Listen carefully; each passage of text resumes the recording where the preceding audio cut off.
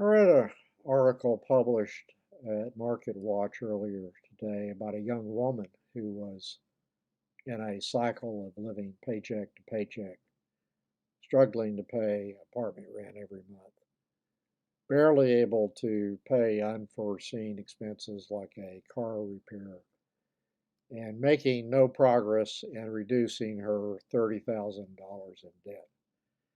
She decided to try a method to address that endless and stressful cycle that was used by many households during the Great Depression and was called at that time the quote no buy end quote movement, and was able to pay off her debt in 558 days. The no buy plan is that spending is limited for a period of time, at least only on essential items. It is also important to start saving more after becoming more frugal on spending. Moody's recently reported that the top 10% of households now account for 49.7% of consumer spending, a record since at least 1989. For many of those households, wealth creation through stock ownership provides a comfort level to them, and discretionary spending. And the stock market has been supportive of that comfort level in spending significant amounts of money on non essential items. But that may change soon. Before the 2008 near depression, the S&P 500 topped out near 1500 in October 2007 before bottoming intraday at 666. I kid you not on the number, in March of 2009. That index recently went over 6,000. So that's very supportive of discretionary spending among the top 10%.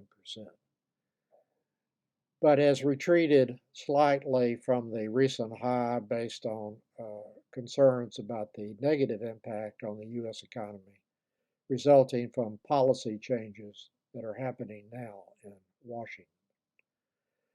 I would add that the index topped out near 1500 in March 2000, near where it was in October 2007 high point.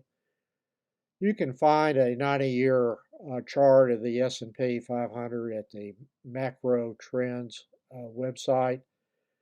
You need to click the box that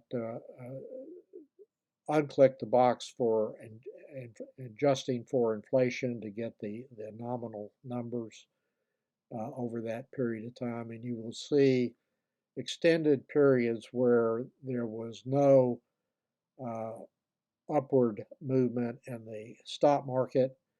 It was just on a roller coaster ride going nowhere for an extended period of time. So you have to ask yourself what would happen to consumer spending among those households who own stocks and are still spending large sums on non essential items when a bear market starts and lasts for an extended period of time. Maybe nothing as bad as the 1966 to 1982 period when the S&P 500 had a negative annual average total return adjusted for inflation, but something similar, including a possible stagflation scenario that I discussed in a previous video. An informative article on that topic which I read earlier today and was published at Morningstar on March 5th, 2025. It has the title, quote, "The top 10% of Americans are propping up the economy. Here's what will happen if they stop spending," end quote. Nothing good, I can assure you of that. It may make sense now for more households who are financially stressed, made worse by the recent high inflationary period, to take steps to address a possible decline in the economy when the economy is still at a low unemployment rate, and relatively decent growth, to adopt the no buy philosophy for a while at least, to gain better control over their finances and to prepare in advance for what may soon be more challenging times than just the recent high inflationary period that was experienced starting in 2021.